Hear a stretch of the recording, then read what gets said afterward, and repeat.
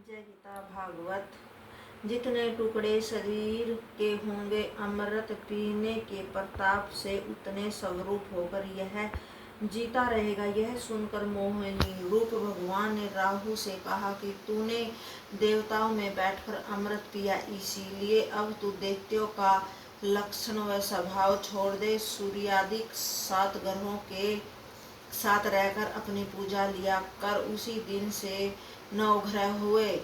उसके मस्तक को राहु और धड़ को केतु कहते हैं। इसीलिए सूर्य व चंद्रमा के बताने से मोहिनी रूप भगवान ने राहु दैत्यों का सिर काट लिया। इसी कारण वह शत्रुता रखकर अमावस के दिन सूर्य को और पूर्णिमा की रात में चंद्रमा को निगलना चाहता है, जिसको चंद्र ग्रह व सूर्य ग्रह कहते हैं।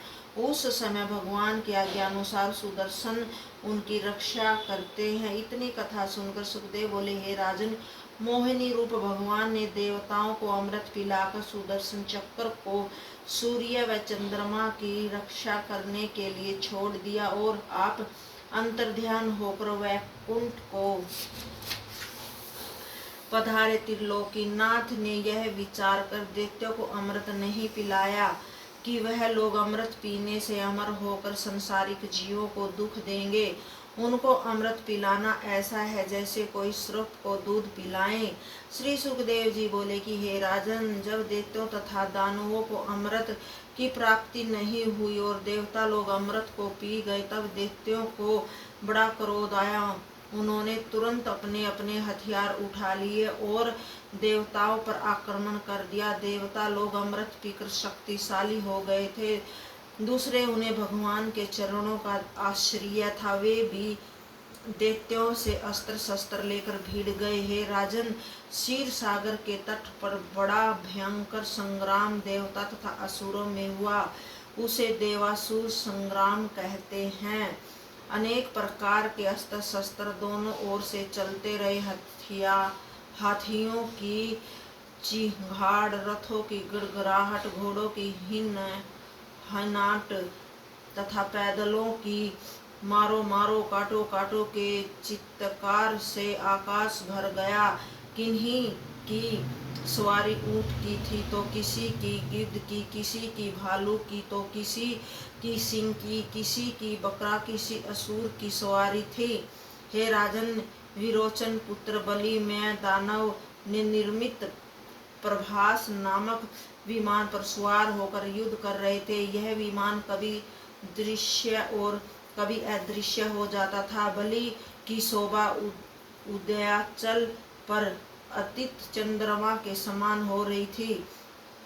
द्रिमूर्धा, मूचु, संबर, वाणसूर, पिरिचिति, अयोमुख, कालनाभि, हरग्रीव आदि दैत्य जो समुद्र मंथन के समय उपस्थित थे, बड़ा भयंकर युद्ध करने लगे। जब इंद्र ने दैत्यों के बल को बढ़ता देखा तो वे अपने ऐरावत हाथी पर चढ़कर लोकपालों तथा अनेक वीर देवताओं के साथ युद्ध को चले।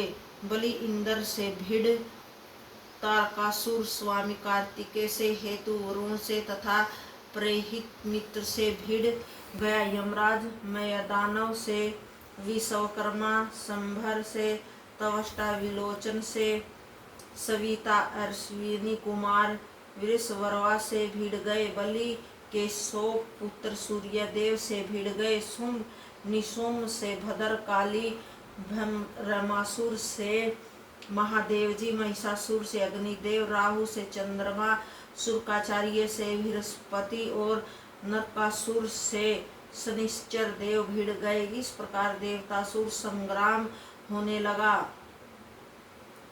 देवासुर संग्राम होने लगा। राजा बलि ने 10 बाण इंद्र पर, 3 बाण ऐरावत पर तथा 4 बाण उनके राक्षसों पर, 1 बाण महावत पर मारा।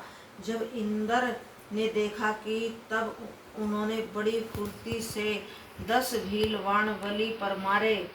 उनसे बलि के बाण कटकर गिर गए। तब बलि ने एक शक्ति इंद्र पर छोड़ी, किंतु इंद्र ने उस शक्ति को भी मार्ग में काट डाला। जय गीता भागवत।